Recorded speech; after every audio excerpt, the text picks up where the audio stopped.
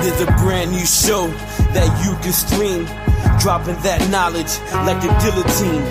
You about to score big like a touchdown drive, because Rickie, New York is about to go live. So subscribe now and do not settle. We taking YouTube content to a whole new level. We got the best roster at every position. These are the brand new Jets. So please stop your bitching. If negativity's a problem, we got the solution. It's called the next step and just fan evolution. Football is back. You better brace for collision, because Rickie, New York Live's gonna smoke the competition. It's time for some action. Someone hit the lights, cause it's about the fans of the green and white. Opinions that are stronger than a mountain of steel, and a mouth that's faster than hell on wheels. Yo, a war of words, no one will survive. A war of words, no one will survive. A war of words, no one will survive. Going up against Rickie, New York Live. A war of words, no one will survive. A war of words, no one will survive. A war of words, no one will survive. Going up against Rickie, New York Live. Good evening, everybody. The Senior Bowl is in the books, done and completed. Who looked good? Who did not? The Jets have a new defensive coordinator, and tonight we will announce our winner of the signed Garrett Wilson helmet. So let's get fired up.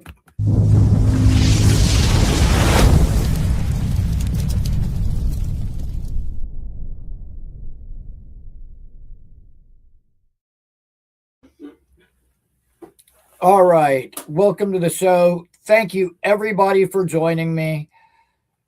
In particular, my friends up north. I hope everybody out there is staying warm and staying safe with this crazy weather. There is a lot of snow. It's so bad, it looks like somebody turned out Adam Gase's pockets. But I hope you guys are staying warm, staying safe. While you're here, please subscribe to the channel. We hit our goal of 250 subs before the draft. So thank you so much to everybody who subscribed so far. And while you're here, go ahead and hit that like button as hard as you can.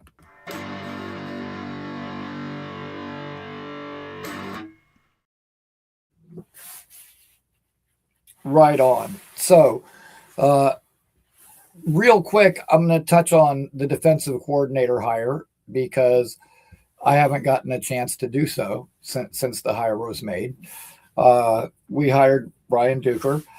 And the one thing that I do like, aside from the fact that he's crossed over with Glenn in a couple of places, is the fact that, much like Aaron Glenn, he worked his way up the ladder. He's held multiple different positions. He's put in his dues and he's worked his way up. And, I have a lot of respect for guys that pay their dues. And so I think this might end up being a really good thing. I know people said, Aaron Glenn is going to call the plays and this guy is just a lackey, a flunky, multiple words that I've heard thrown around. And even though Aaron Glenn might be calling the shots, even though Aaron Glenn might be the one who's literally pulling the trigger on the plays, a sniper is only as good as his spotter. So, in football, in basketball, in the military, whatever, your supporting cast is important. Now, naturally, since Glenn is the head coach, he's going to catch all the flack. If things don't go well, he's going to be the one that's held responsible. But the supporting cast, both, in the coaching staff and on the team, it's going to be important. So hopefully this turns out to be a good hire. And, now we're going to be on to the draft in no time. The Senior Bowl was this week. And I'm going to tell you about some of my favorite prospects that were down there who did very well. And then later this evening, we are going to announce the winner of our signed Garrett Wilson helmet. So congratulations to everybody that made it in. We're also on to a new giveaway. And since there are 28 days in the month of February, number 28 is going to be our giveaway. A signed Curtis Martin photo goes out. And I'm going to switch it up a little bit this time. I had made this graphic, and it was supposed to say every show entered to win. The word show somehow got left out, but there's our show schedule for February. One lucky caller from each show is going to be put in, and we're just going to kind of do this at random. So anybody that calls in tonight, you've got a chance to win the Curtis Martin photo. What we'll do is I'm going to number anyone who calls in tonight. If there's only one caller, you're in. If there's more than one, I'm going to number the callers, and we'll have somebody in the chat randomly pick a number, and whoever that person ends up being will get in. So now, with all the business part out of the way, and Jay will have none of that. Don't make me start the show by timing you out. Just kidding. I don't do that to people here.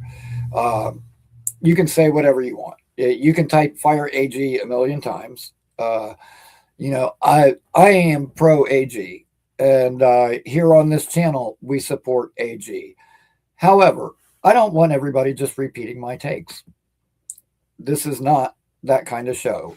Everybody is entitled to their own opinion, and while I may be pro Glenn, you might not, and you have a right to your opinion.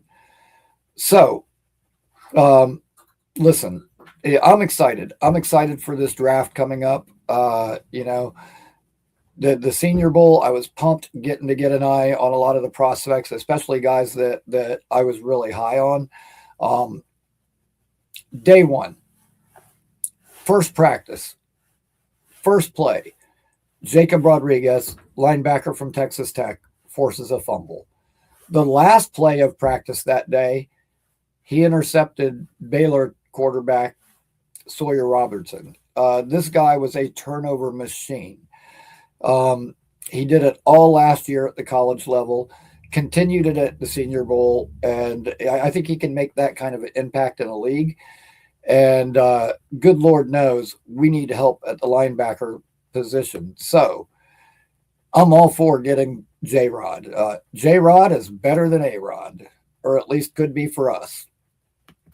Other guys that really stood out this week, no surprise, the guy that was in the thumbnail, Lee Hunter, defensive tackle from Texas Tech. This guy is just an absolute beast. I mean, an absolute beast. Hopefully he will go from being a senior at the Senior Bowl to being a New York Jet. And there he is with his nice cap on as he graduates. Another guy that I was really high on going into the Senior Bowl, or not so much high on, but really curious to see how he was center Sam Heck from Kansas. We could use an answer for a long-term center. This is a guy I really wanted to watch. And then yesterday, Connor and Trevor did a show, and they were raving about Sam Heck. Said he was the only guy this week that held up against Lee Hunter. And they said there was one play where Hunter got on top of him quick, tried to kind of stack and shed him. And they said Heck's footwork was so quick, and the way he moved back, and the way that he had, his feet and hips in sync, his anchor was so strong, like Hunter just couldn't shed him, just couldn't get off the block. That's impressive. Now, looking at the rankings, last week, he was ranked, right around 200, a little over 200 overall. I think this kid probably made himself some money this week and climbed up the boards a little bit. But, dude, we could really use a long-term center. So you're talking about a day 3 pick? Sign me up. Sign me up right now. I would take that all day long.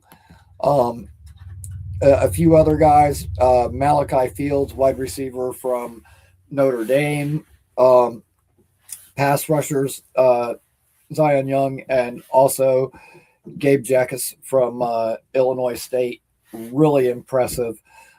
Some guys definitely made some money, but I was thinking about this. So if all these guys, like say Jacob Rodriguez and Malachi Fields and Gabe Jackus and Zion Young, if they were all ranked around 100 prior to the Senior Bowl, if their stock all went up and they all moved up, say they all moved from being like day 3 guys to being maybe late day 2 guys, mid to late day 2, what happened to those guys that were day 2 guys before? Those guys are going to get pushed back. So that means some of the people that we thought might have been, late second round picks might end up being like third or fourth round picks, which leaves us better options later on. So I'm very intrigued to see, how this whole thing is going to shake out. You know what? I'll take that.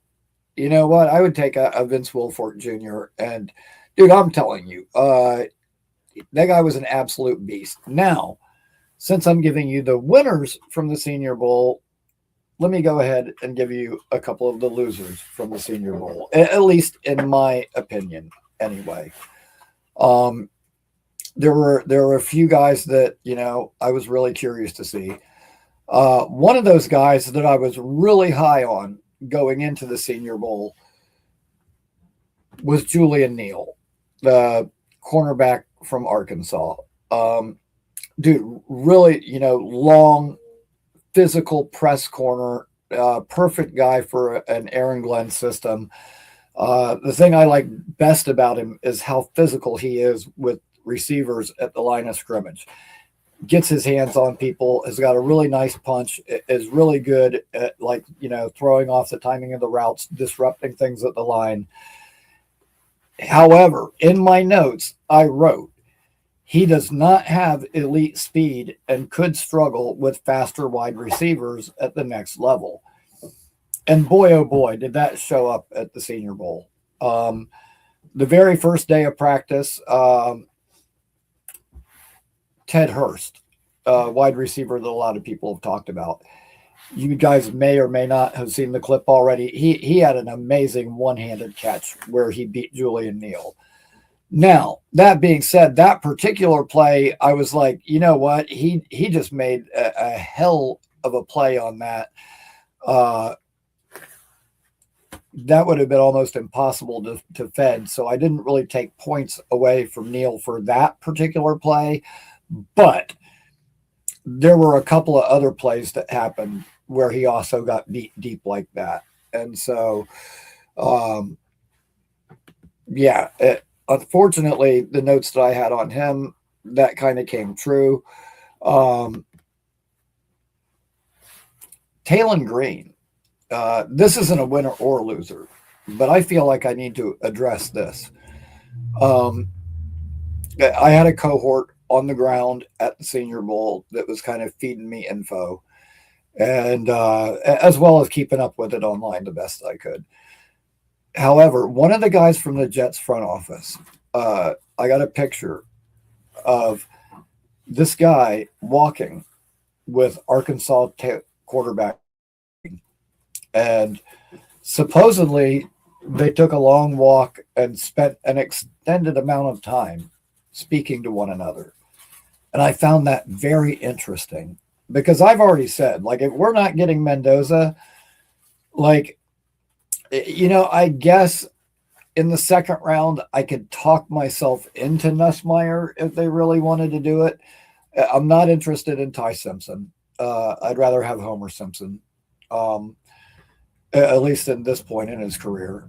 But I've said all along, if we're going to take a quarterback this year, I would rather bring in a good free agent, whether it be Willis, whoever, and then, take a late round dart throw at a developmental guy who, at worst, that was Mobile, Alabama, where the Senior Bowl happened, Valerie.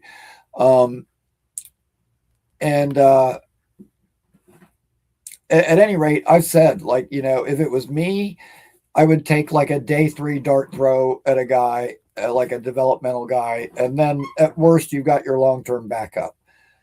And you know what? That very well could be what's going on with Taylon Green. He's got some wheels on him. He can run, and we know that Aaron Glenn does like the quarterbacks that can run. But unlike the Diego Pavia, who turned out to be like my height, not NFL material. In comparison to some of the other guys, dude, Taylon Green is 6'6". He's a tall kid. So you know what? I don't know the future. I don't know what the Jets are going to do, but I'll tell you what, from everything that I heard that got, sent to me over the week from the Senior Bowl, I'll tell you what, it gets to be day 3. Keep an eye on Taylon Green and the New York Jets. How fitting that a guy named Green could be the quarterback for the gangrene. At any rate, yeah, man, it's been an interesting week, and I was excited to see a lot of the prospects and how they would perform, and I'm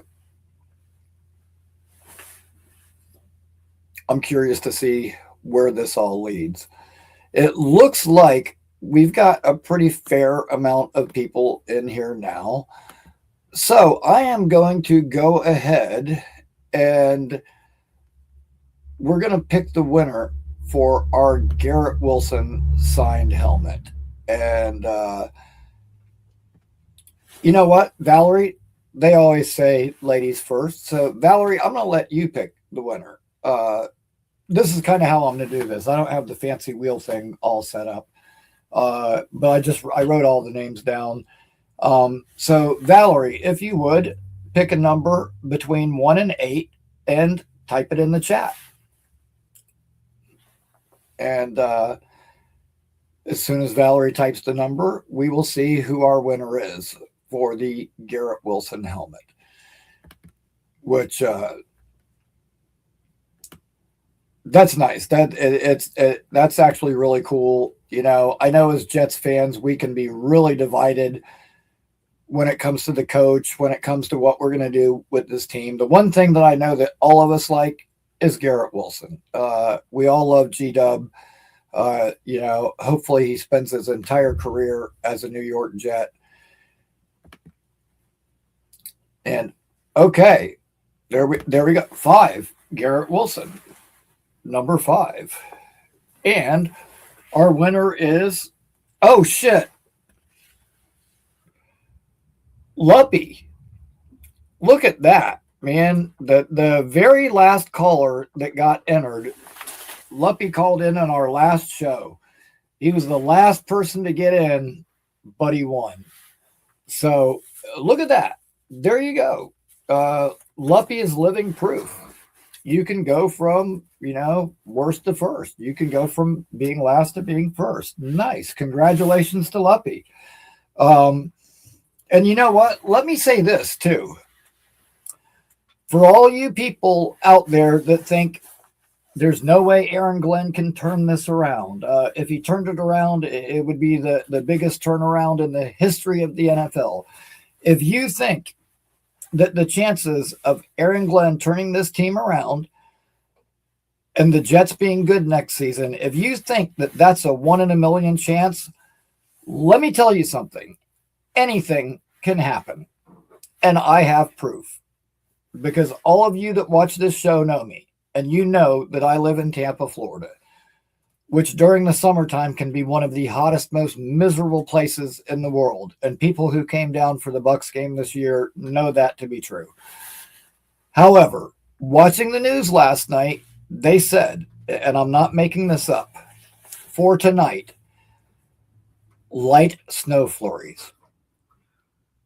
Light snow flurries in Tampa, Florida. Dude, I've lived here off and on my entire life. Okay? It has snowed one time, one day of my entire life it actually snowed here. That was like 1976. I was a little kid. It was like an eighth of an inch of frost on the ground and covering the cars that lasted a couple of hours and it was gone. Dude, it doesn't snow here. Like, it doesn't snow here ever. The fact that we may actually have snow in Tampa, that shit tells me that anything can happen. Man, where was that kind of weather when the game happened down here? Holy shit. Rick Kent, hello. Welcome to the show. Thank you for joining us. It's always good to see you. Also, Peg and Artie, Iowa Jets. Of course, Valerie, Clancy. Good to see all you guys, man. Appreciate you guys being here to support me. Yeah, dude, is that crazy? Snow flurries in Tampa. Now, we haven't got any yet. It did rain here a little bit during the afternoon, a real light rain, but I guess as the temperature continues to drop here, I guess we're supposed to get a little bit of snow. So we'll see. If we do, you can bet your ass I'm going to take some pictures of it. Because that really is like a once in a lifetime thing. It's crazy. And, you know, like I said, it's not anything, you know, like up there. Yeah, look, Artie, Peg and Artie in Florida, 20 degrees here. It's bullshit. Yeah, it's crazy. It's gonna be in the high 20s tonight. But I'll tell you what's bad. I don't know, Peg and Artie, I don't know if you guys have been outside today. You walk outside and it's like 30 degrees, but then all of a sudden the wind picks up, and boy, when that wind blows, it's about 8 degrees. Like the wind is brutal out there. Like, it is terrible. Cold as shit. I ran to the store a little while ago, and as soon as I walked out, I was like, yeah, it's pretty damn cold, but I can deal with this. And then all of a sudden the wind picked up and hit me, and I was like, oh yeah, no, fuck this. This sucks. So you know what? The hell with that. It is way too cold to be out there fucking around in that kind of weather. So I am absolutely glad that I'm in here in the warm, able to smoke and debate with all you guys.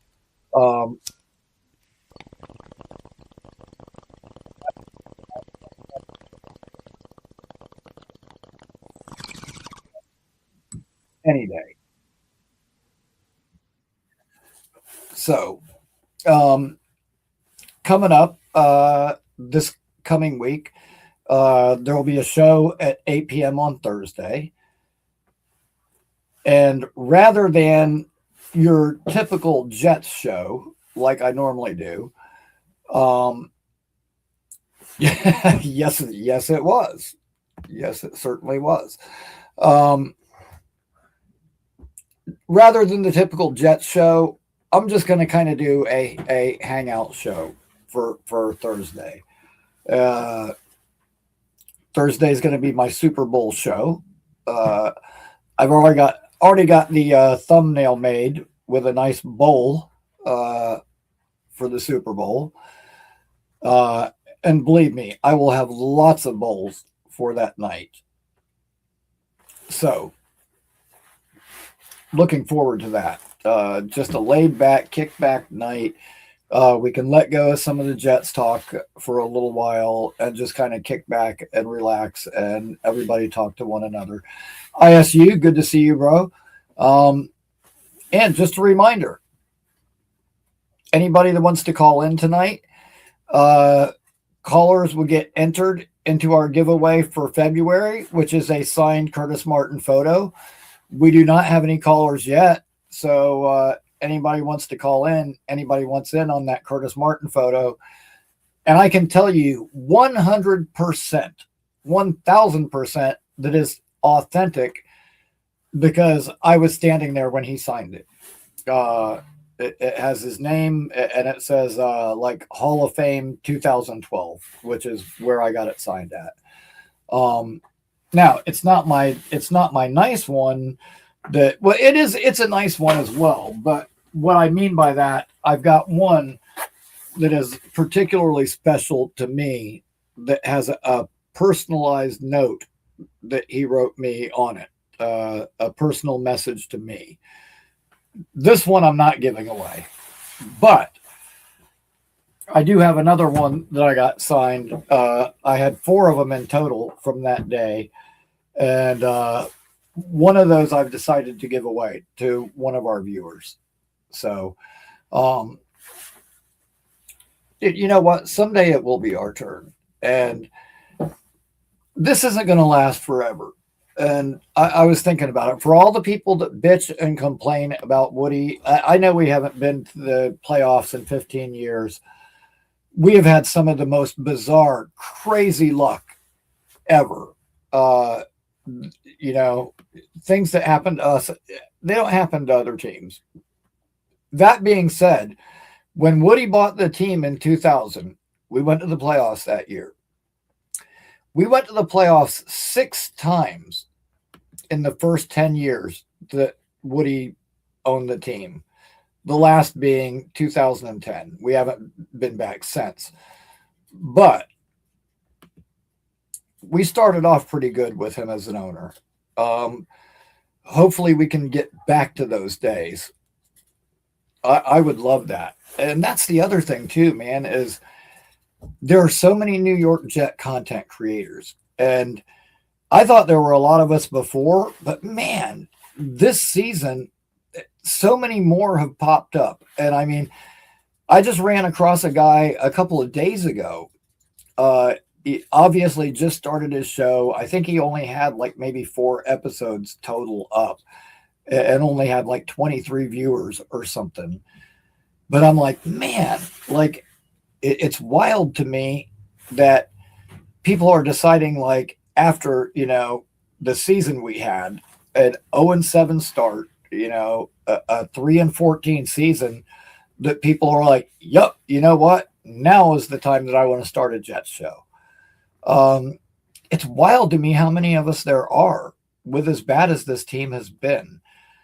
And I'm thinking, you know what? I mean, even Jake started after our last playoff appearance. Name your content creator. Like, I don't think any of us were here on YouTube in 2010, you know, when Rex was here, our last playoff appearance. That's wild to me, man. You know, I can only dream of what it would be like doing content if this team was really good. Like, I dream of the day that I can come on here and go, fuck yeah, man, Glenn finally turned this thing around. 9 wins this year, you know, wild card appearance. We've been waiting a long time for this day. Can't wait. I can't wait. I can't wait, man. Like, I am so ready for a really good Jets team. And yes, Scott, I agree. Hopefully we select well, because we've got to get these picks right. We've got to get these coaches right. But that being said, we've got the ammo to do it. And I do believe in this coach. I know there were some missteps his first year. It was far from perfect. But I'm looking forward to it, man. Like, I really, really think that the tide is about to turn, and things are going to get better for us. And, you know, I can't wait to see a competitive team. I can't wait for the Jets to be good again and give us all something to be proud of and something to look forward to on Sundays. And, man, I'm really, really stoked for this draft. There's a lot of players that I like, and a lot of people that could really help this team improve. So, you know, anytime I think about how many picks we have and the players that we could potentially get with those picks, dude, it gets me fucking fired up. Oh, I'm lit. Oh, what? Oh, man. Oh. Like, I can't wait for the draft to get here. You know what? We've got the combine coming up at the end of this month. Uh, Free agency shortly after that, and by that point, we'll have a good idea of what they're going to do in the draft. If they get a center, if they get a receiver in free agency, we know they won't be doing that in the draft. So the free agents will dictate a lot of what we do in the draft. But yeah, man, I'm looking forward to this year. I think we will at least be competitive. And that's the thing. Like, even if we lose some games, if we go down swinging, if we lose some games that are close, kind of like we did at the beginning of the year, we should have won that Pittsburgh game. We should have won that Tampa Bay game. But you know what? In the beginning, Bills game aside, some of those early games, even though we lost, we were at least competitive.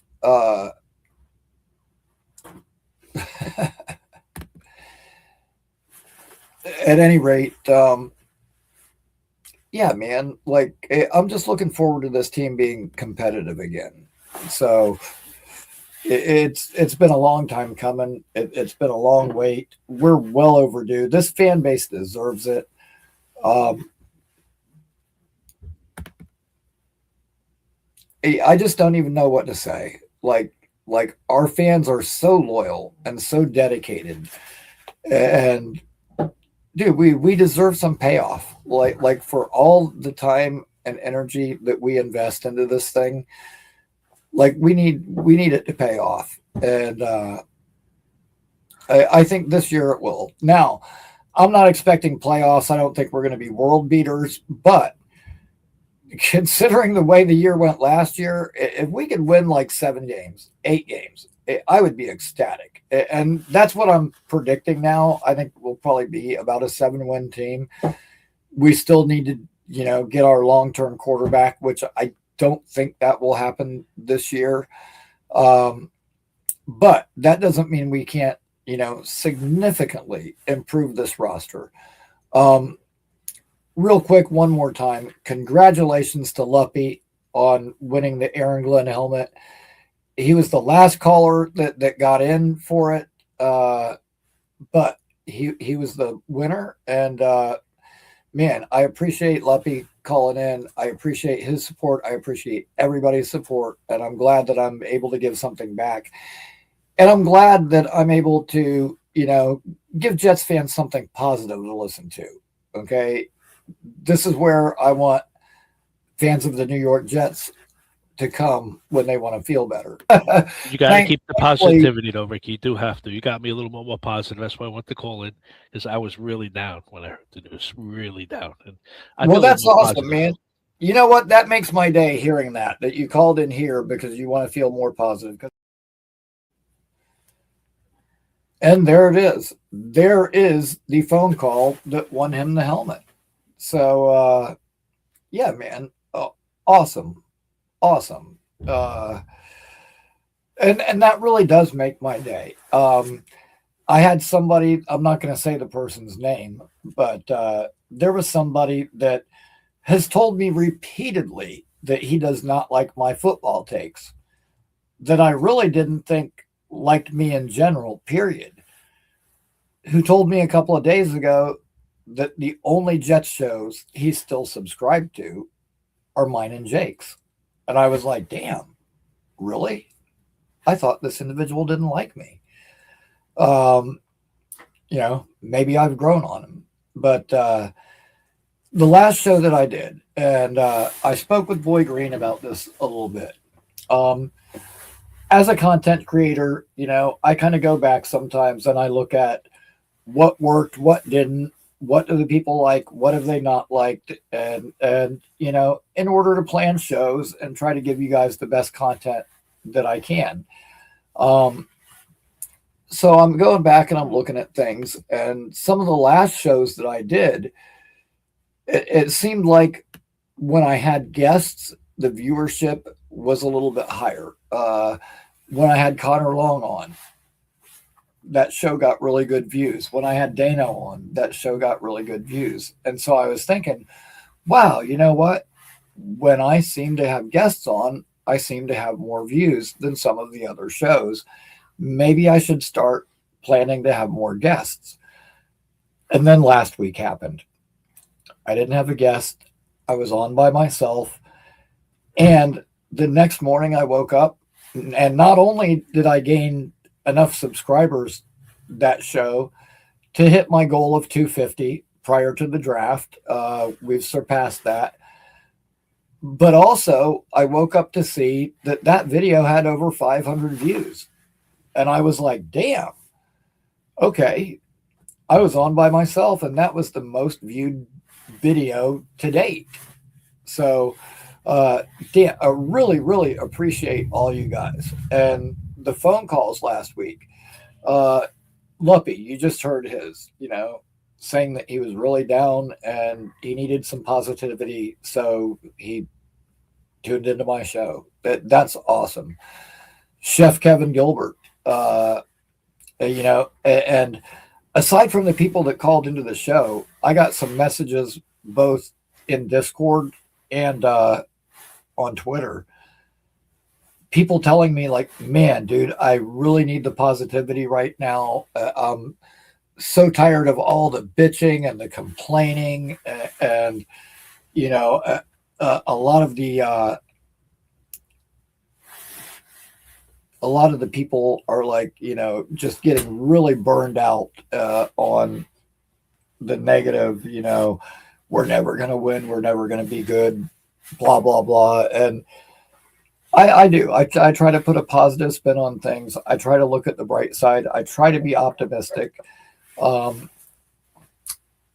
Listen, I know from personal experience that you can be going through some of the worst things in life, and it may seem like things will never turn around. And then at the most unexpected time, they do. So the same can be true of football. Anything can happen at any time. Like, you may not think the Jets have a good chance to be a competitive team next year. But like I said, if it can snow in Tampa, any fucking thing can happen. Anything can happen. So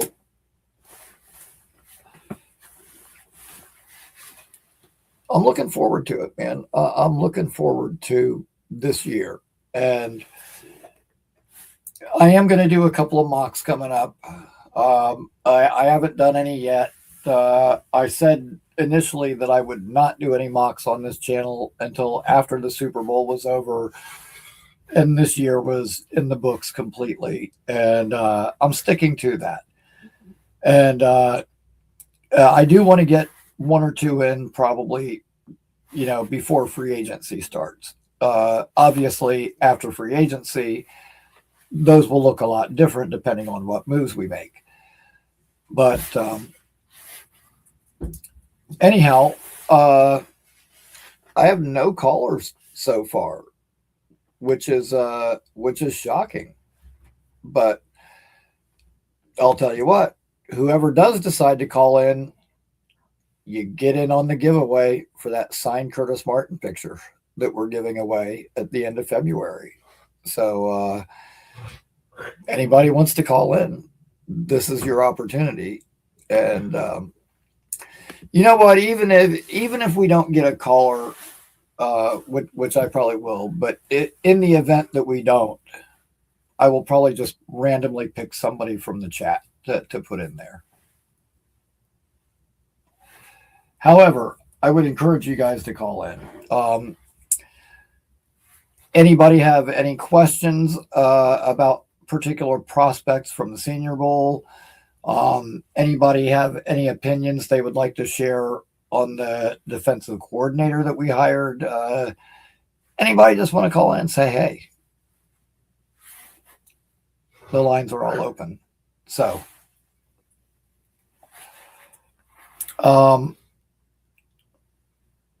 let me see. I'm looking back over my Senior Bowl notes to see if there's anything else that I wanted to touch on that perhaps I forgot about. Keelan Rutledge, guard from Georgia Tech, was a guy Okay, Scott, give me 1 second and I will get to those. I kind of already touched on those, but I will go back over those for you.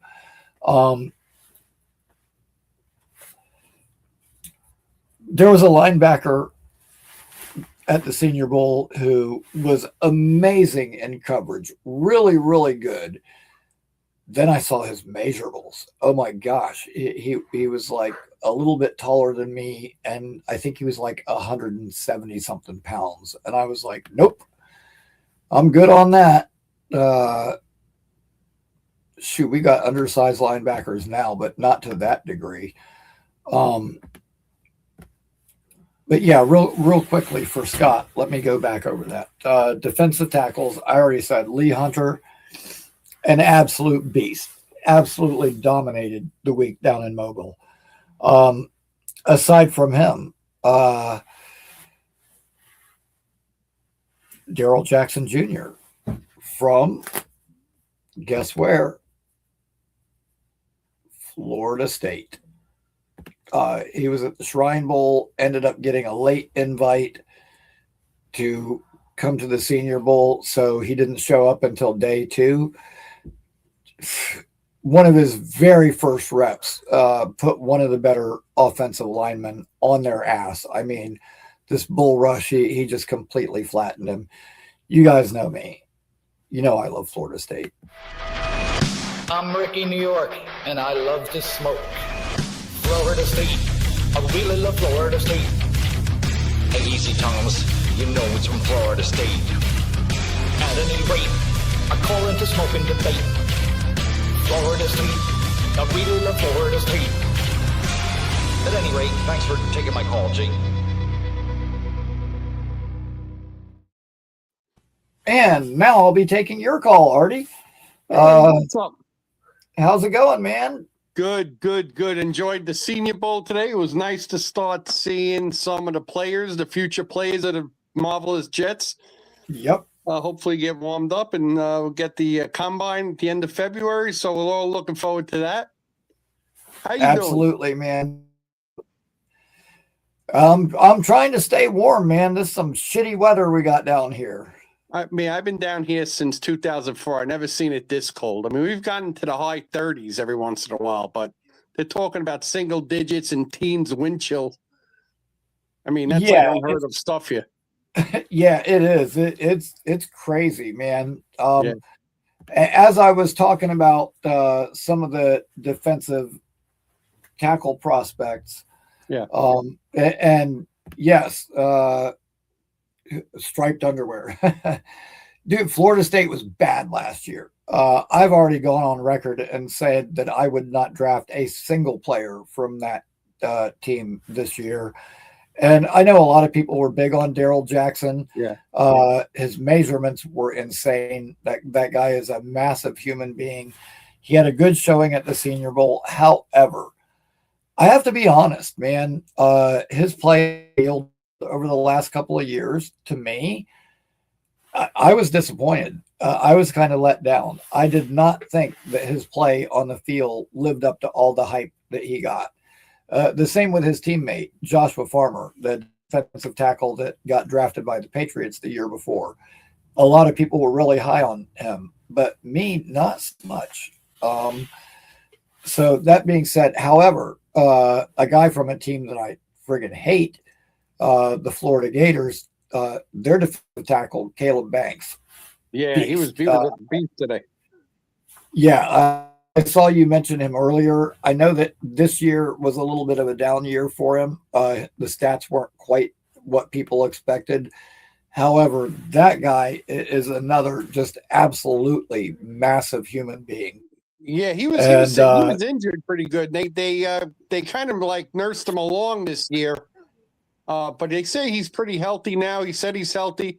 I mean, this dude is so big to move that fast. It's really incredible. So yeah, it really is. And I do expect the Jets to address that position in the draft. Initially, we could get somebody a little bit later, like maybe that pick 103. And a guy in particular that I had circled was Tim Keenan, the defensive tackle from Alabama. However, that's a guy that, I mean, he wasn't terrible, but he also didn't really do a whole lot to stand out at the Senior Bowl this year. So that was a guy that kind of let me down. That's a guy who, in my opinion, his stock dropped a little bit as opposed to climbing. But whether it ends up being a Caleb Banks or a Caden McDonald or, my guy, Lee Hunter, I definitely expect us to address that in the draft. If I had to pick one, it would be Lee Hunter. That's why he's in my thumbnail. He's awesome against the run. Like, that guy is like a fucking brick wall against the run. But he showed some chops as far as pass rushing this week that I think really helped his stock, where I think everybody went, wow, I knew he was a good run defender, but you know what? This guy could actually give you something in the, pass rushing department too. And I would probably liken that to Tyler Williams from last year, who it was the defensive tackle that I really wanted for the Jets, ended up going to the Lions. At the beginning of the year was really underwhelming, but then as the year went on, not only was he a force against the run, but he actually added some pass rush. So, hopefully we can get a guy like that to help us this year. Yeah, I was speaking to David D in the chat the other day. He's pretty familiar with Aaron Glenn from his Detroit days, and he had a lot of good points. He said that Aaron Glenn was mainly a 3-4 guy, and until they drafted their really good end, what was his name, Adrian or Hutchinson, to develop a 3-4 or 4-3 hybrid scheme because they drafted him.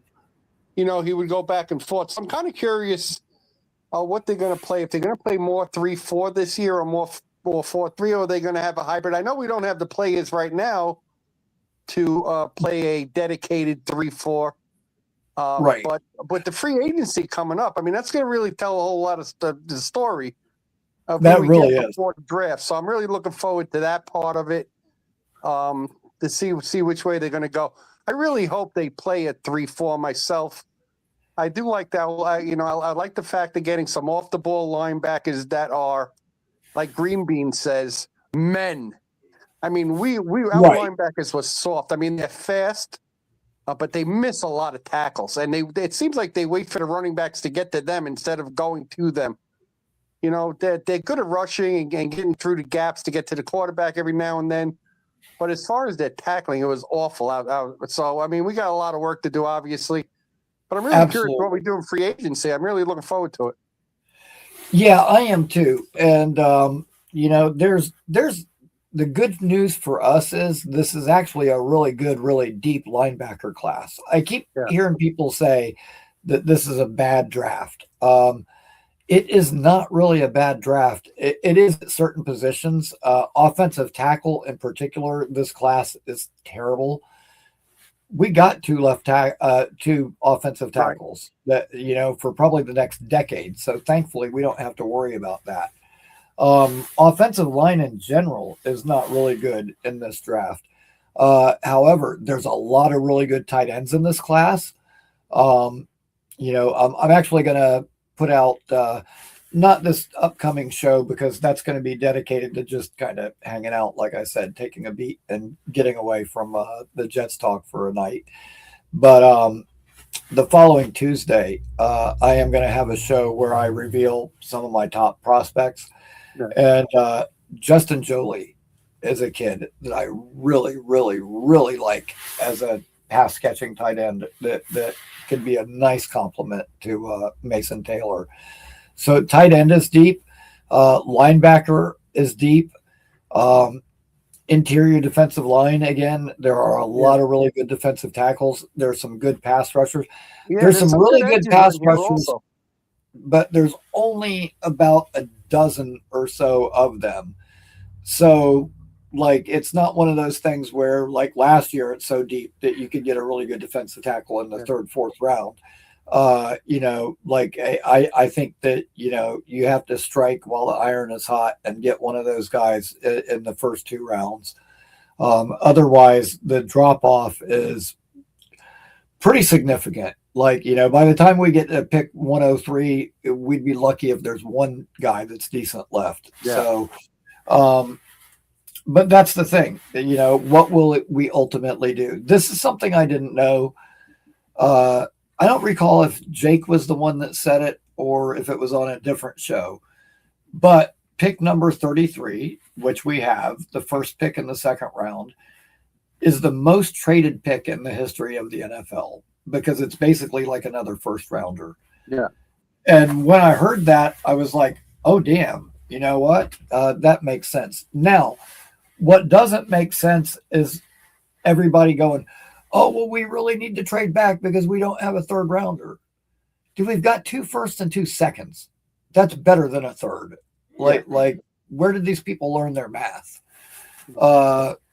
So that part of it I'm not worried about, but I am okay with trading back and getting some more picks if we can. I would probably trade back from 16 if I could. If not, I would trade back from 33 because you get, like, say you get another pick that's like around between 60 and 80 somewhere. There are a lot of good players in that range that we could take. Josiah Trotter, linebacker, who's, both the son and the Brian Trotter, the dad that played for the Eagles and the kid that does now. Really good, very violent linebacker. He could be there in that range. Max Clare, tight end from Ohio State. And I know because of Rucker, people are probably going to go, oh no, tight end from Ohio State, but this kid is way better than Rucker is. Decent blocker and a good pass catcher. But then there's other guys. Daquan Wright from Ole Miss. Tanner Gazelle, 6'7" tight end from Houston. That's just a red zone beast. But then there's guys like Max Klein from Michigan, who blocks at an NFL level already and is a good pass catcher that could be a day 3 guy. So there's a lot of good tight ends in this class. And I don't want to kill people with the draft talk, but as you can tell, I'm into it, man. I'm starting to get into it too. Yeah, this is my favorite time of year. I love watching tape. I love evaluating players. I've said it before, dude. If I could have my dream job, it would probably be an NFL scout. I could literally just sit here and watch film and break shit down all day and never get tired of it. So I look forward to this time of year, and maybe that's a byproduct of being a Jets fan. They don't give me a lot to look forward to during the year. So, and that is more of a recent thing, I think, over the last decade with me and the draft. So I've gotten more and more involved in it. And dude, I'll tell you what, hats off to Dom C and all those guys like that put all the work into the draft. So much goes into it. And I'll always tell people, if you really want to know if a player is good, don't just watch their highlights on YouTube because they're going to look amazing. You need to watch entire games because you need to see the good plays. You're watching a receiver, you need to see his drops. Why did he drop it? Was the ball late? Was it off target? Was it a good play by the defender? Or was he out there like Alan Lazard most of the time? And just his highlights don't show you that. So you got to watch full games. I try to watch 2 to 3 full games on everybody because it's sometimes when I'm not able to watch a Jets game, say I'm at work, I usually have the ESPN app on, and it'll just come up incomplete pass to so-and-so. Right. But I fucking hate that because it doesn't tell you why the pass was incomplete. It doesn't tell you if the defender made a good play, if it was a shit throw, or if the guy just dropped it late. You don't know. And so stats can be misleading, but yeah, I always advise people, if you really want to know about a player, watch entire games. Don't just watch their highlights. But you know what? good point by David D in the chat right there. Watching a receiver block as well is worth it. And I'll touch back on a guy that I was watching at the Senior Bowl, and not that he did a lot of blocking there, because Senior Bowl, let's be honest, the way those drills are set up, they're set up for the wide receiver to win, basically. Malachi Fields, and I feel guilty for saying this, but I put off watching him for so long, and I think it's because I got burned so bad and was so disgusted with Justin Fields that I just didn't want to watch any guy named Fields at all. Like literally, that was my reasoning. Like every time I would start down the list, I would get to him and go, oh, Fields? Oh, I don't want to watch another Fields. But when I did get around to watching him, dude, that guy, he'll block his ass off. And being he's the a big fact dude too. Yeah, he's a big dude. Yes. I think that's another guy that probably earned himself quite a bit of money this weekend. He had a really good week down there. There were some other guys, and I can't remember the guy's name right off the top of my head, but there's a receiver that everybody has been raving about, like how fast he was and how good he was. And I'm like, he's still playing against college talent at the Senior Bowl. Like, even though a lot of these guys are headed to the NFL, they're not NFL players yet. And I'm looking and I'm like, yeah, but the guy's like 5'10" 3/4 and 170 pounds. Like he's not going to hold up in the NFL. And I don't want to sound like biased, I'm not like necessarily one of those people that think like every wide receiver needs to be at least 6'4" or something like that. There are obviously guys that aren't big, huge guys, like, whether it's a Cooper Kupp, Edelman, there's smaller wide receivers that do good in this league. But like when you combine being short and then being that light in the pants, like, I don't know, just not a fan of that. So I didn't buy the hype on all of the players that people were hyping this week, but there were definitely some that stood out. Guy also asked about linebackers. A lot of the linebackers that I like weren't there this week. You didn't have any Arvell Reese, Sonny Styles, Anthony Hill, CJ Allen, like none of those guys, Trotter, none of those guys were there. However, Jacob Rodriguez, I mentioned earlier, was there, and God, did he put on a show. And he's a good player. That guy was, he was an absolute turnover machine in college. And I'm thinking, you know what? The show he put on this weekend, I think that the skills that he has will translate well to the NFL. And man, the way that we couldn't force turnovers last year, I mean, that is a guy that's really, really high on my list, getting higher all the time. And I would absolutely love it if the Jets picked a guy like that. Rickie, I was watching, me and Peg have been talking about this since the middle of the season. That was so bizarre last year. Just the manner in which the defense played, it almost didn't look real. Like they almost had to try to play that way. I mean, I don't even know what to think. I got to think they're going to be a whole lot better this year. I mean, that was very bizarre last year. They had constantly had wide receivers and tight ends running wide open. Nobody within 10 yards of these guys. So, I mean, it was, I don't believe it was real. I just can't have a hard time, thinking they just weren't good. I think there was something else. I don't know what it was, but it was just very bizarre. And Joey, I touched on that a little bit earlier. Kyle Lewis from Pitt, the linebacker, was absolutely amazing in coverage. And there's some clips that are on Twitter and stuff floating around of all his reps. However, he is another guy that's like sub 6 foot, about 176 pounds.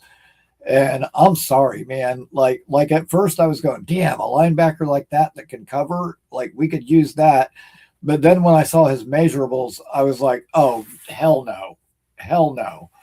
We suffered with undersized linebackers last year. Granted, his coverage skills are really good, but no, I want, like Greenby said, a real man. I want a big bruiser back there. I want like an Anthony Hill or something. So I'm good on Kyle Lewis. Maybe he's a safety. I think he's a converted safety, like similar to what Jamie and Sherwood was. Yeah, in the NFL, he might be a safety. He might be good at that too because he hits like a truck. Yep. So, hey, you know what? You know, the kid was really good in coverage, but yeah, I want a bigger linebacker. I'm all set with that. But yeah, man, like this is going to be a really exciting time of the year for us. It's going to be really interesting to see what we do. There are some free agent linebackers out there now. Devin Lloyd, I think, is going to end up re-signing with Jacksonville. If he doesn't, I think he'll probably get tagged. I don't think he's going anywhere.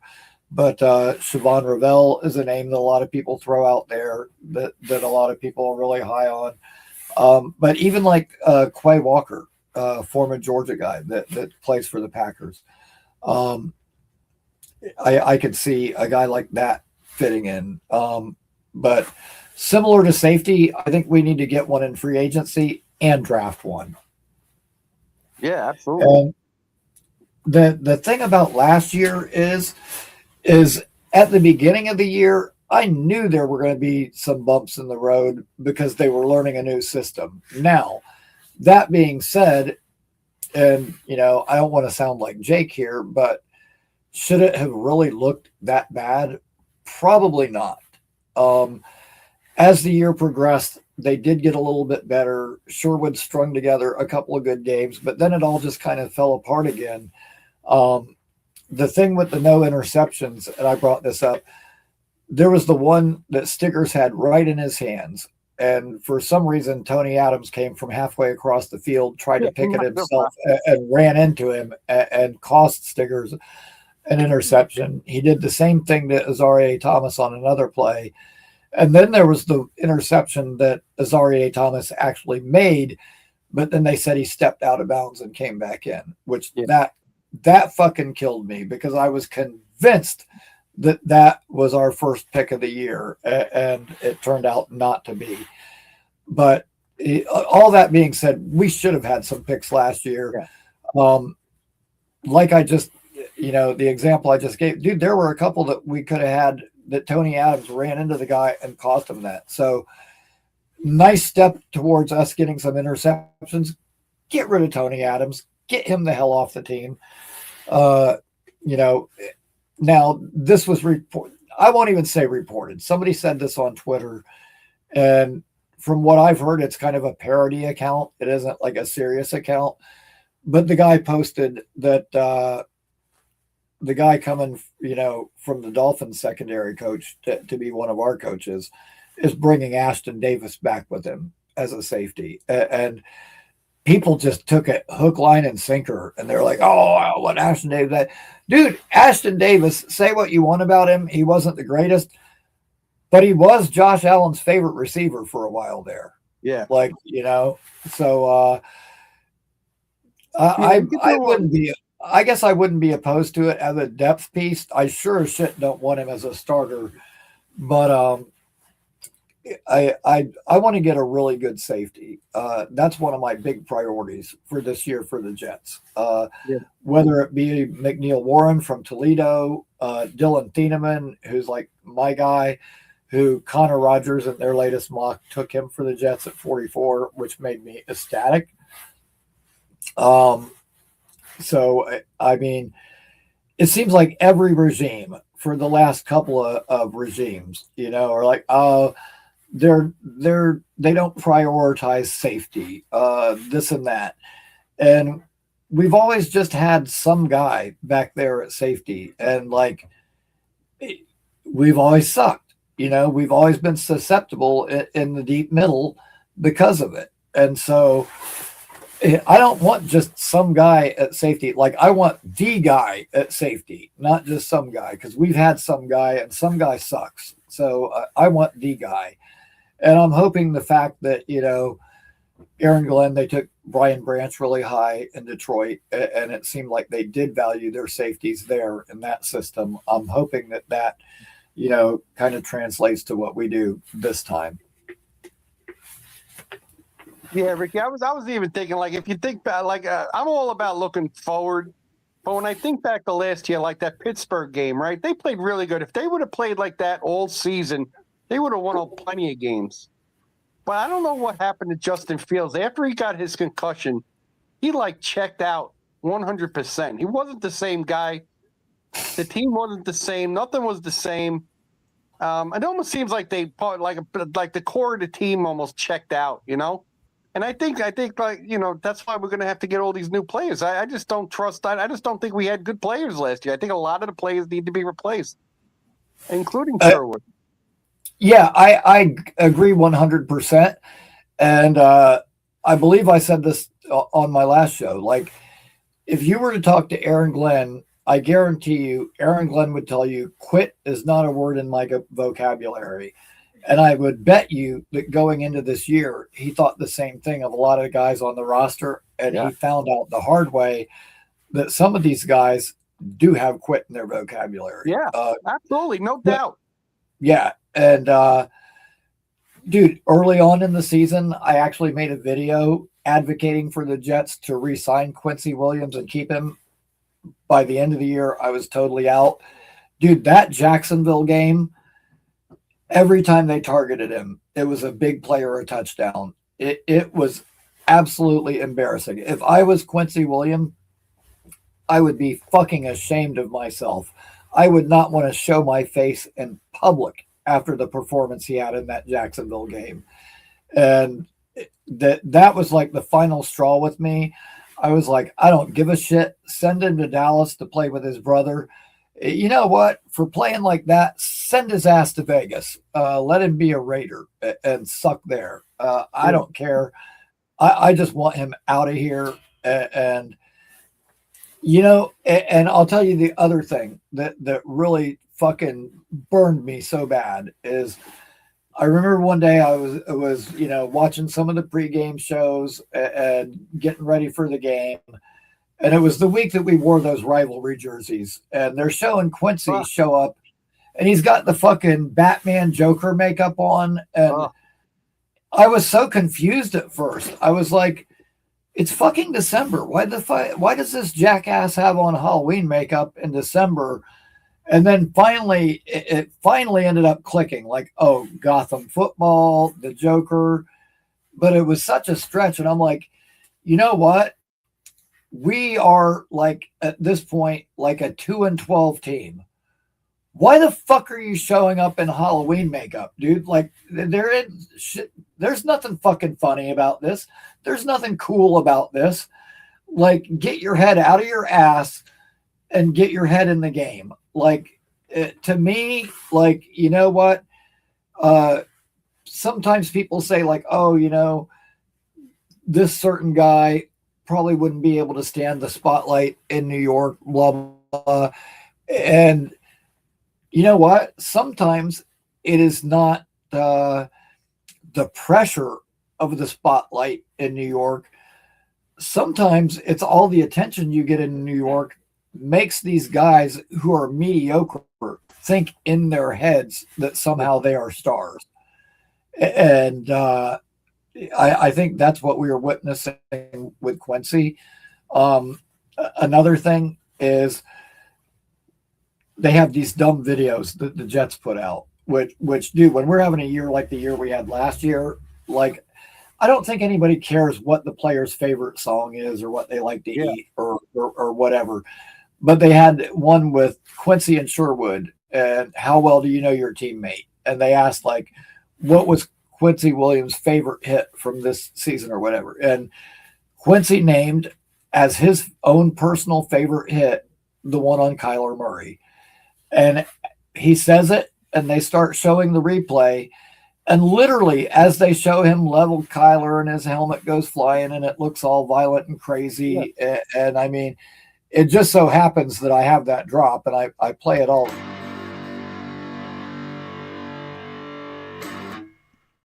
it looks brutal, but it didn't stop there. And me, because I don't want to get flagged by YouTube, I don't have the audio with that clip. But when they played that clip, you can literally hear the announcer saying, "The ball is out, the ball is out." And Quincy's over there doing his celebration and shit, not paying any attention, has no fucking idea. And you'll remember too, he did that same thing in 2023, I believe, when we played the Bengals. He did the same thing, forced the fumble. He's over there doing the uppercut. Meanwhile, Phillips had picked up the fumble, and by the time Quincy turned around and realized there even was a fumble, the rest of the team was 20 yards down the field. Yeah. And yeah, that shows me this motherfucker is still making the same mistakes now that he did fucking 3 years ago. And I do think that Mosley not being there is a huge part of that. Mosley was the brains of the operation. There's no two ways about it. No leaders. We had no leaders on the defense last year. Nobody took the lead. No. You know what? If anybody did, it was Jermaine when he came back from his injury. Yeah. And it did give the defense a little bit of a boost. But you're absolutely right. And Quincy without Mosley is like a missile with no guidance system. Like it can hit anywhere, and more times than not, it's going to completely miss. Yeah, we need a real bad motherfucking linebacker. That's what we need, like a bad dude. And yes, if we get that, we do. We'll have an improved defense, no doubt. Yeah, absolutely. I want a general on the field. I want a leader. I want a hitter. I want a guy that can cover. I want a do-it-all linebacker with brains. And thank you, ISU. I actually think that's one of my better and more accurate analogies when it comes to Quincy. So, and yes, thank you, Nate. We do have some elite moderator. Nate, how are you not a moderator in here? Nate, I'm gonna have to get you a wrench. Who's that? Ray Lewis. Peg just came in with a picture of Ray Lewis. She goes, "That's who you fucking need." Yeah, if we can get Ray Lewis, we'll be all right. Yeah. Well, you know what? We did have the next best thing kind of when we had Mosley. Yeah. Dude, I remember when CJ Mosley came out in the draft, I was thinking, man, stepping in and having to step into Ray Lewis's shoes, those are some fucking big shoes to have to fill. Hey, Peg. Hey, how you doing? How are you doing? I love your positivity, man. I got to tell you, I love it. I've taken a break from some other YouTubers. Names won't be mentioned because I just can't stand all the yelling and screaming and, crossing barriers that he would call somebody else out on. I don't play that game, so I'm taking a break. Right on. Well, I'm so glad you guys are still here with me hanging out. And I try to be positive. I try to be optimistic. And dude, there's enough negativity out there in the world that you don't need me piling on to. So I try to be positive, and that makes my day, man. It makes me so happy to hear that people actually come here for the positivity. Oh, yeah, no doubt. It truly means a lot to me. Thank you. Yeah, we're not in the chat all the time, but we're usually always in the living room. At least got you on the TV or other YouTubers, we're watching, even though a lot of times we're not involved in the chat. But we got such a great, diverse amount of YouTubers for the Jet community. We got guys that do the groundwork, like Dylan T, Dom C, you. I mean, I'm not one of those like cerebral guys that study every guy, so I rely on whatever people say, and then I look at them, and if they pass my eye test, that's who I go for. If they don't, they don't. So, but we got guys. I mean, hey, AG did nothing to get people to want to be behind him. We understand that. But it is what it is. We got other things to look forward to, a draft, free agency. So, that's where I want my focus to be. If either he sinks or swim, we got no control over that. It's up to him. Got to accept it at this point. Yeah. There's nothing you can do about it. Got to pray the serenity prayer. Yeah. Can't change it. All right. I just put a comment up in the chat, the name of a YouTuber that does prospect breakdowns. So it's GWAC Gridiron. Anybody that wants some really good draft content and some really good breakdown on some of the top prospects, I highly recommend watching some of his videos. He does an awesome job, as well as Dylan Terman, like you mentioned. Yeah. And of course, the NFL Stock Exchange guys, Trevor Sikkema and Connor Rogers. And, you know, like I said, me personally, I probably break down between 200 and 250 players if I'm lucky. Wow. Like that's my goal. These guys, man, like they break down like 400 or 500 players. Like it's insane, and the amount of work that they do. I only wish that I had, you know, unfortunately my work schedule and my life doesn't allow me to have enough time to put that much into it. I wish, I only wish, like I said, if I could be a scout, I would be, because that's what I love to do. But yeah, I mean, I try to get as much pertinent information as I can, and then relay that back to people when they watch the show. Yeah. And so, you know, like I said, I'm going to do a lot of player breakdowns moving forward. And, you know, I'll probably have shows dedicated to each side of the ball, and probably some shows dedicated to certain position groups, linebacker and safety being two of the main ones. So moving forward, you know, if people have certain players, you know, if any of you guys have certain players that you want me to do a review of, or, you know, that you want to hear about on upcoming shows, leave a comment in the comment section. Tell me what players you're interested in hearing about, or what position groups you're interested in hearing about. And I will definitely include those in upcoming shows. But yeah, man, this is a really crucial time of the year for us. Like, you know, what happens over the next 90 days is going to dictate so much of how this season unfolds. So, you know, the coaches we have to hit on, the picks we have to hit on, and then, you know, even if we get the coaches and the picks, like, we've got to be able to put it all together. So, man, big year for Aaron Glenn coming up. I do appreciate, you know, what you guys said. And the way I look at it is this: like, we were told weeks ago that Aaron Glenn was not getting fired. He was going to be here for the year. So having shows every single day and yelling and screaming that we need to fire Aaron Glenn, like, it's a waste of time. Like, it's not happening. We've already been told it's not happening. So me knowing that it's not happening, like, I can find a more productive use of my time than just bitching and screaming because I don't like Aaron Glenn. Me personally, you know, Aaron Glenn came in like the same way that Rex did. He was loud. He had a lot of bravado. The difference is Rex was winning. Aaron Glenn wasn't. If we had like, you know, an 11-win season this year, nobody would have gave two shits about his press conferences or what he said. Like, we would all be happy because he won. The fact is that we weren't winning. Winning cures everything. But this is the first time since Rex that we had a coach that was personally invested in the Jets. It means something to him. He wanted to be here above all others. And when I hear people just shitting all over him, I think they're really taking that for granted, and how much that means for granted. And it's a shame. So I wish Aaron Glenn the best. You know, I'm not going to slam any other content creators for doing their thing, because everybody's entitled to their own opinion.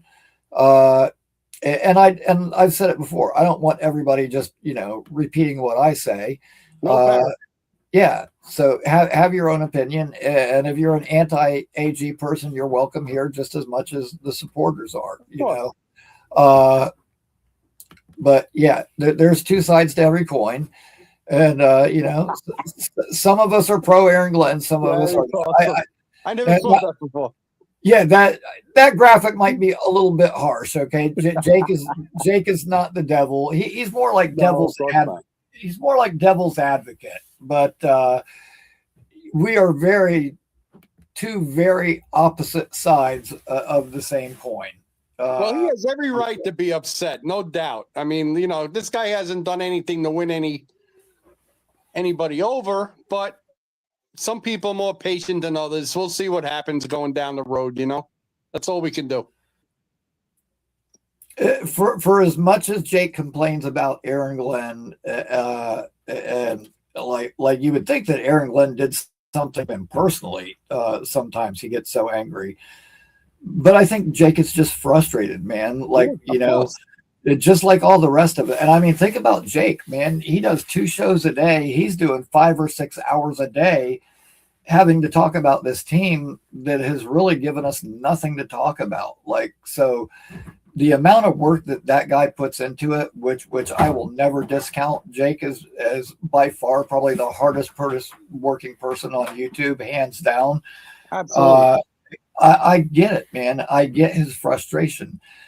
At the same time, you already know he's not going anywhere, dude. We get it. You don't like him. You want him fired, but let's move on. Let's have a little bit of variety. I don't want to hear the same 3 points. Fire AG. He lied to us. What does he do well? It's almost like it's on loop, and it's been the same thing for a month and a half, and then it shows sadly no sign of slowing down. And and I don't want to just point at Jake. A lot of the channels are like that. Yeah, a lot of channels like that. It's like I could turn on a show tomorrow and listen to it, and then I could go back to like mid-December and watch one of the shows, and it's like the same exact thing. And I just don't want to put out the same thing over and over again. Like, if I'm going to say the same thing I said last week and the week before and the month before that and the month, why would anybody watch me? They've already heard it. So right. I just want to kind of keep doing different things, bringing different topics to the table, and trying to have as much variety in there as I can while still kind of remaining positive. But like I said, everybody's entitled to their own opinion. For all the Aaron Glenn critics, you have every right to be critical. Up until this point, he hasn't shown us a lot. There have been some things. Now, I will say I did see certain players improve under him. But you know what? The funny thing is, the players that I did see improve, the players that did look good to me under Aaron Glenn, were either guys that we drafted or guys that we traded for. Like they weren't any of the guys that had been here. And bingo. I'm not gonna say that everything that happened with Glenn is Robert Sala's fault, but dude, Robert Sala, in my opinion, he ruined some of these guys. I think that when these guys fucked up and Sala was like, "Oh, it's okay, babe, we'll get them next time." No, it's not fucking okay. Like, you're getting paid millions of dollars to do a job and you're not doing your fucking job. No, it is not okay. And I think his acceptance of people's mistakes and him not being a disciplinarian, I think his whole mindset when it comes to that, it fostered that quitter's mentality. And I really, truly believe that. When Aaron Glenn looked at this roster from the outside, I don't think that he realized that he had so many quitters on this team. I think the year had to unfold for him to really realize that, hey, some of these guys just really aren't bought into the program. And the ones that aren't, they got to go. Some of the subpar talent. Boss Girl, is good to see you, man. I was wondering when we would see you over here. I'm glad that you finally made it. It's great to have you here. But yeah, man, I really think it's time for some of that subpar talent, the Tony Adams type guys, to get cut loose. The guys who do have quit in them, like Quincy Williams, they need to be cut loose. So yeah, I am ready to turn the page and move forward. I'm ready for a new chapter in Jets football. One that's not only entertaining to watch, but competitive. And man, I'll tell you what, if someone like Jake can do 6 hours of shows a day, every single day, when we suck this bad, imagine the content we're going to have if we get good. Oh my God. I said that earlier. Like, Jake's been doing this way longer than me. Jet Central, Green Bean, like some of these guys have been around forever. All of those channels started post Rex Ryan. Like none of us were here back in 2010.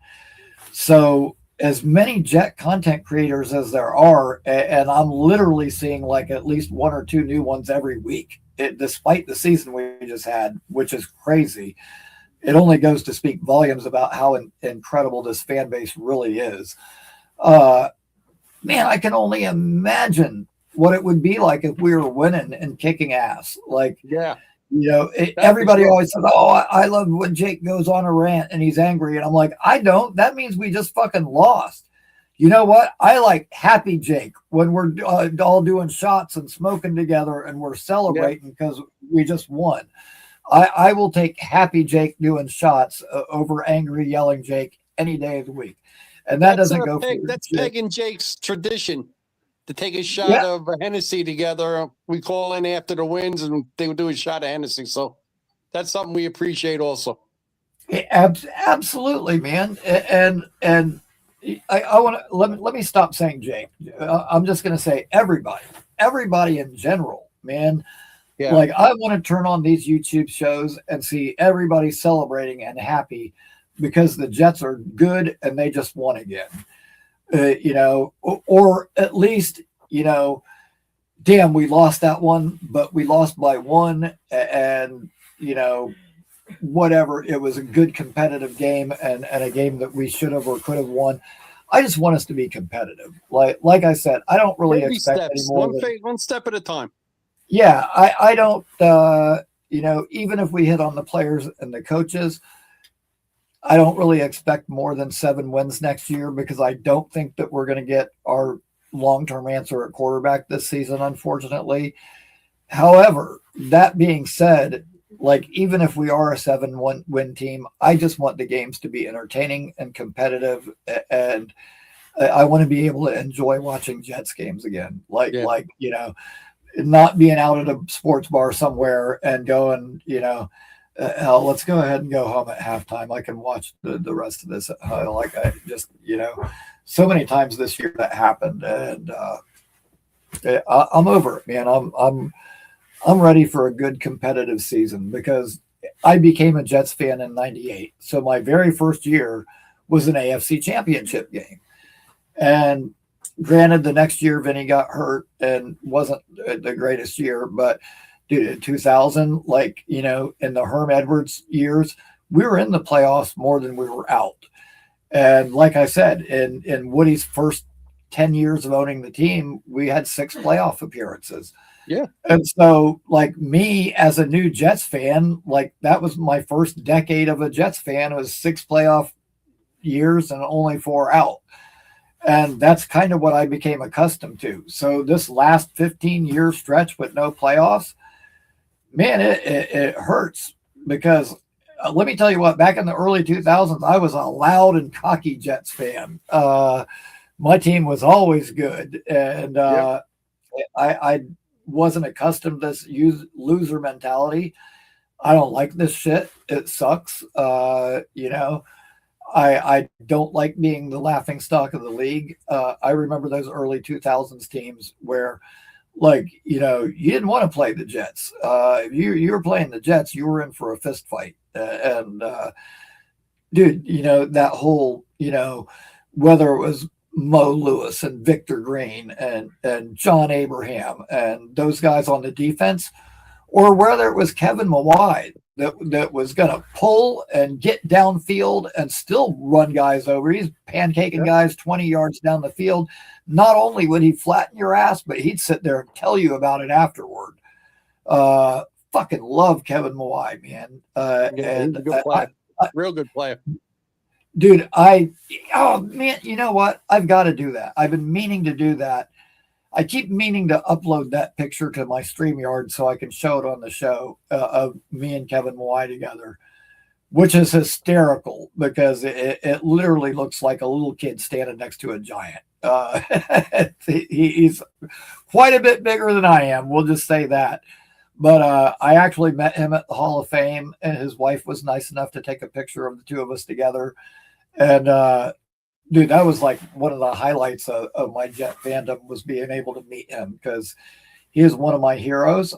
I told him to his face that day, you are the best pulling style center to ever play the game of football, period, hands down.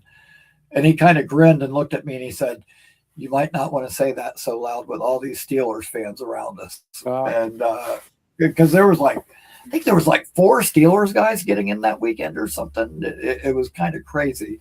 But what a nice guy he was. But for as nice as he was off the field, he was equally as mean on the field, man. He was just nasty. And I like those nasty players. And I get Sala wanting to bring in all nice, good character guys. But when it comes to offensive linemen,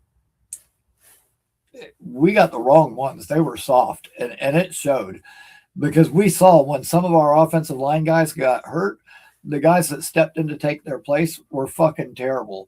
And when it comes to offensive linemen, I want my offensive linemen to have some attitude, and I want them to have some nasty in them. Absolutely, Rickie. Well, thank you for having me on. I'm going to check out and go sit back with Peg in the living room, watch the rest of the show. I do appreciate you for having me on. We had a good time chopping it up with you, and of course with the chat. And till next time, my friend. All right, man. I appreciate you as always, Artie. Thank you so much for calling in, and you are officially our first entry for that Curtis Martin signed photo. So that sounds good, man. Congratulations, my man. You have a good night, man. Stay warm. I'm trying. All right. See you later. Right on. Always good to hear from Artie. Got to meet Peg and Artie at the meetup here in Tampa that Jake Asman did. And I just want to say, I know that I have a little bit of fun, kind of poking fun at Jake here and there for his hatred of Aaron Glenn. But I like Jake. I respect Jake. And it's all in good fun. However, let me say, Jake does a hell of a lot for this community. And I petitioned him to make Tampa one of the meetups for last season, hounded him relentlessly about it, and he ended up doing it. And he put together a tremendous meetup down here the day before the game, and then we all went to the game the next day. But prior to a Tampa game, he had a meetup, and there were literally a couple of hundred Jets fans there, people from everywhere. Rick Kent, the great Rick Kent, legend, I got to meet in Tampa. Awesome. Dave Briga, Jay Graves, Aurora, Leaney, Lee Van, Jets Rube, the big fella. Oh my goodness. I'm going to forget people. I'm going to end up forgetting Jets Johnny. And I was lucky enough. I got to sit with Rick Kent the next day when we were actually watching the game together. So it was awesome. I got to meet so many people there, and it was awesome to meet all you guys in person. That is the one thing that I don't like about being here in Florida is You know what? I wish I would have met you, ISU. I'm sorry I didn't get to catch up with you at the game. I was looking for you, but I didn't get to meet you either. But yeah, man, there were so many people there, and whenever I see these pictures from the meetups, I'm like, damn, I wish I could have gone to that. And there's still a lot of people that I would like to meet that I haven't yet. Clancy, you're one of them. Pete is one of them. Addison's my guy. Top of the list of people that I want to meet. Nick Shine, like there are Charles. There's still a lot of people that I have not met yet that I would like to meet in person. I'm kind of torn right now. I was planning on coming to a home game this year so I could meet everybody. However, Addison has kind of been talking me into making a trip to LA. So, yeah, man, I wish I could have too. Which I have been to MetLife before, Nate, but it's just it was brand new then. It's been a few years ago, and yeah, I was about to say, Rick, Addison has been on me to come out to LA, and because I also lived there once. You know, I lived in West Hollywood, right on Clark Street. Man, I've thought a lot about that, and I think I may do that. I think I'm going to come into LA. I'm probably going to like come in Saturday and then go down to the Strip. And, you know, God, I remember I used to like leave my apartment and I'd come up and then I'd stop like right on the corner of Sunset and La Cienega and in LA, you can go and buy liquor in 7-Eleven. Like you can't do that here in Florida. You got to go to a liquor store. But in LA, you can buy liquor at 7-Eleven. So I'd go in there and I'd buy like a liter of Stolies and I'd get like a big gallon of orange juice and pour about half of it out and pour the vodka in it and shake it up. And then I would walk down the Strip drinking it. And I'd leave 7-Eleven and I would go into the whiskey first. And then I go next door to the Rainbow, and that's usually where I ate dinner most of the time too. And then I would make my way down to the Roxy, and I would kind of make my rounds to all the clubs down there. And you know, this was like the late 1980s, and I'll tell you what, the Sunset Strip in the 1980s was one of the most awesome places to be. Because, like I said, I would go to the Whiskey, the Roxy, the Rainbow, Grizzari's, the Troubadour. Like there were so many cool ass places to go to out there back then. And yeah, man, I haven't been back to LA since I moved away. And I remember when I went there too, like I got there and I got really drunk at the airport, like really drunk. Like how drunk, you say? Full transparency, I had gotten myself in quite a bit of trouble down here in Florida and was trying to kind of get away from it. And so my parents were going to send me to Newport, Kentucky to stay with a friend of mine, which Newport, Kentucky is literally just across the river from Cincinnati. So there would have been things to do there still, but I got to the airport and I got drunk. And as I'm sitting in the airport bar getting hammered, this Motley Crue song comes on the radio. And I was like, oh man, you know what? I should go to LA. Like, I don't want to go to Kentucky. Like, what the hell is there in Kentucky? And so I stumbled up to the ticket counter and ended up buying a ticket to go to LA and flew to LA. Didn't know anybody there. Was dragging like everything that I owned with me pretty much. And I get there and the airport limo guy is like, where do you want to go? And I was like, take me to the Sunset Strip. And didn't know anyone there, but he drives me down to the Sunset Strip and was like literally just going to let me off at the side of the road. And I was like, well, no, wait a minute, dude. Like, I need to find a place to stay. That's awesome, Rick. I certainly hope so, because I plan on visiting several of them if I come out there. At any rate, he went to a couple of motels and they were all full. And finally, he was like, listen, man, boss girl, I'll get to that in a minute. I'm getting to that, ironically. The last place he stopped at was the La Cienega Motel. And they actually ended up having, which is a dump, but they actually had rooms that were open. And when I went to the counter, the guy was like, do you want a regular room or do you want Jim's room? And I was like, who the fuck is Jim? Like, what do you mean Jim's room? Well, Jim's room is the room that Jim Morrison stayed in when he first came to LA.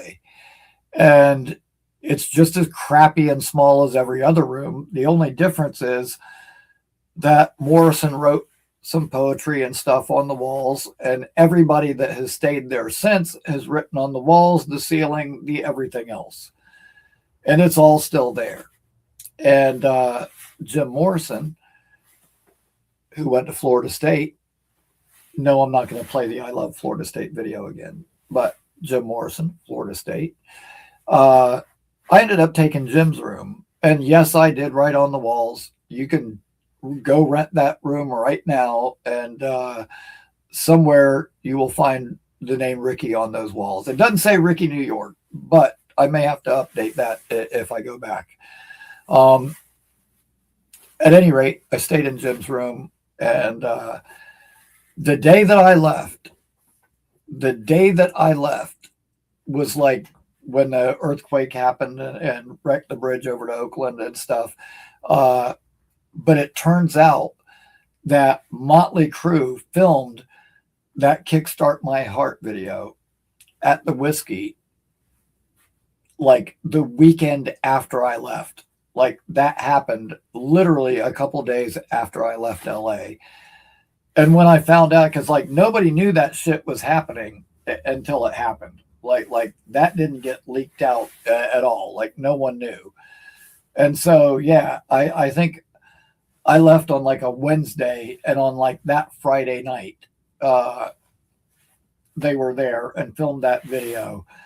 And I was kicking myself. I was like, fuck, man. Like, if I would have only stayed 2 more days, I could have been there for that. And which I've met the Motley Crue guys several times. And so, like, you know, that wasn't that big deal. I've met them several times. I've seen them live a shitload of times. Not necessarily the most friendly guys. I had a good time talking with Vince Neil. Like, Vince Neil is like a very laid back, down to earth type dude. Like, he's a dude that will like sit there and like sit down and have a beer with you. The other guys, not so much. Like the other 2 guys I met, like they seemed like they were too good to talk to me. Where Vince Neil like sat there and talked to me. And ironically, back when I was young, I was a kid. I was like a high school age kid. They played here at the Sun Dome in Tampa, which is like USF Bulls, where their basketball team plays and stuff. It was Ozzy Osbourne, Mark at the Moon, Motley Crue, Shit the Devil. And I had a couple of friends that worked at the Sun Dome that were like security and ushers and stuff that worked there. And I was talking to one of them, Mike, and he had said, like, Motley Crue, one of their buses that has a bunch of their roadies broke down, and there's equipment here with like nobody to unload it. Do you want to like come help us unload? And you can probably end up getting to meet the band. And so I did.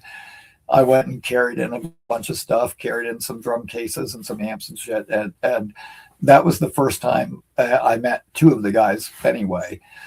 But yeah, so I missed getting to see that Kickstart My Heart video getting filmed by like 2 days. If I would have stayed a couple of days longer, I would have got to see it, but in person. But fortunately, I was gone already. And not going to lie, I had gotten myself in a whole bunch of trouble in LA too. And once that happened, I thought to myself, you know what? If I'm going to go to jail, I'm going to go back in Florida. I'm damn sure not going here. I had a funny feeling at that time in LA that the county jail there was probably worse than prison here or something. Fortunately, I didn't have to find out about either. But at any rate, like, yeah, I ended up coming back to Florida. And a few years later, I ended up moving to New York. But that's a story for another time. Yeah. I saw Nate typed story time with Rickie is great, but you know what? The more you guys get me and the more of my stories you hear, you're probably going to wonder, how on earth is this guy even still with us? And in all honesty, I wonder that myself sometimes. But all right, guys. Well, I appreciate every single one of you, like always. Thank you so much for joining me tonight. While you're here, please subscribe to the channel. We have surpassed our goal of 250 by the draft. And so now we're going to go for 300 before training camp starts. That gives me a kind of long bit of leeway. So we're going to go for that next. But I appreciate you guys like always. Thursday night at 8 p.m. there will be a show. It's just going to kind of be a fan hangout show. It's not going to necessarily be strictly only Jet talk. We'll try to take a step back from the Jet stuff for a night and just kind of all hang out and have a good time as we get ready for the Super Bowl. And, hey, good luck to Sam Darnold and Leonard Williams and Jason Myers and all the former Jets that are on that team. They weren't able to get a ring with us, but hopefully they can at least get one there. But thank you as always. Oh, you know what? One more time before we go, congratulations to Luppy, who won the Garrett Wilson signed helmet this month. You got to keep the positivity though, Rickie. You do have to. You got me a little more positive. That's why I want to call in, because I was really down when I heard the news. Really down. And that's awesome, positive, man. You know what? That makes my day hearing that you called in here because you want to feel more positive. Because that does make my day. Hopefully all of you feel the same way. You call in here to feel more positive. I'm glad I can provide that for some people. I always love seeing you guys. Love to be able to hang out and talk to you and do smoke and debate. One of my favorite things to do. But as always, thank you so much for joining me. Until next time, go Jets. But I appreciate all of you, man. It means the world, the support that I've gotten. And I will see you guys on Thursday night at 8 p.m. Thank you. Good night. We love you all.